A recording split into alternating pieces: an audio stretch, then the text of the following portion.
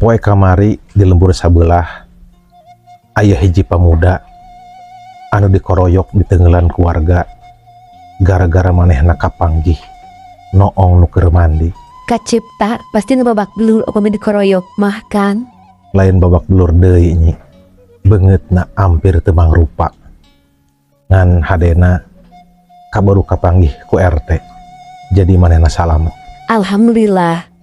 Teras kumaha kan? Ku RT si pemuda teh dibawa ka imahna, jang diinterogasi ditanyaan.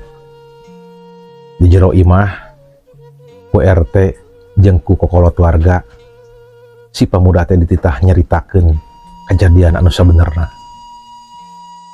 Karek ke beres si pemuda teh nyeritakeun kejadianana, nah ujug-ujug kan tawang si pemuda dicabukan deui ku RT teu eureun-eureun. Nah, hampir dicapukan deui ku Pak RT Kang kunaon?